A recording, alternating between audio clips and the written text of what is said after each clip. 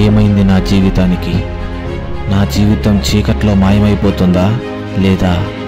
ఎందుకు ఈరోజు చాలామంది యువత నిరుద్యోగం, డ్రగ్స్ మాయలో పడిపోతున్నారు? హలో అందరికీ, ఈరోజు మనం రెండు ముఖ్యమైన అంశాల గురించి మాట్లాడబోతున్నాం: అన్ఎంప్లాయ్మెంట్ అండ్ డ్రగ్స్. ఈ రెండు సమస్యలు సమాజాన్ని మరియు యువతని ఎంతో ప్రభావితం చేస్తున్నాయి. ఆర్థిక సంక్షోభం, స్కిల్స్ లేకపోవడం, టెక్నాలజీ అభివృద్ధి కారణంగా యువతకు సరైన ఉద్యోగాలు దొరకడం చాలా కష్టమైపోతుంది. ఇలా డ్రగ్స్కు బానిసలై వాటిని అధిగమించి జీవితాన్ని గెలిచినటువంటి కొందరి గురించి తెలుసుకుందాం. ఇతని పేరు రాబర్ట్ డౌనే. ఈయన ఒక హాలీవుడ్ యాక్టర్. ఈయన ఎన్నో సంవత్సరాల పాటు తీవ్ర డ్రగ్స్ వ్యసనంతో బాధపడ్డారు.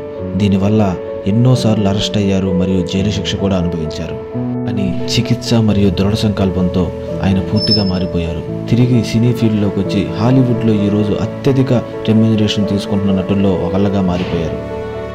ముఖ్యంగా ఆయన నటించిన ఐరన్ మ్యాన్ పాత్రలో అద్భుతంగా నటించి ప్రపంచవ్యాప్తంగా లక్షలాది మంది ఫ్యాన్స్ని సంపాదించారు.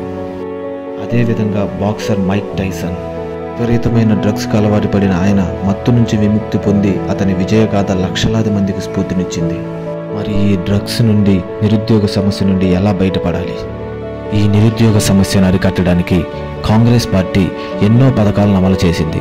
జవహర్ రోజ్గార్ యోజన, మహాత్మా గాంధీ జాతీయ గ్రామీణ ఉపాధి హామీ పథకం, స్వర్ణ జయంతి గ్రామ స్వరాజ్ గార్ యోజన, ఇలా ఎన్నో పథకాలను ఇంప్లిమెంట్ చేసింది.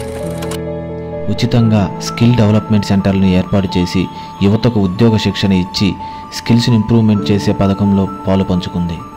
మరి ఈ సమస్యలను ఎలా పరిష్కరించాలి? ముఖ్యంగా యువతలో మానసిక ఆరోగ్యం పట్ల అవగాహన పెంచాలి. సామాజిక కార్యక్రమాలను కండక్ట్ చేసి మత్తు పదార్థాల పట్ల అవగాహన కార్యక్రమాలు నిర్వహించాలి. ఈ డ్రగ్స్ తీసుకుని మన ఆరోగ్యాన్ని చెడగొట్టుకుంటూ మన తల్లిదండ్రులు మన కోసం ఎంత క్షోభ అనిపిస్తున్నారో ఒకసారి ఆలోచన చేయండి.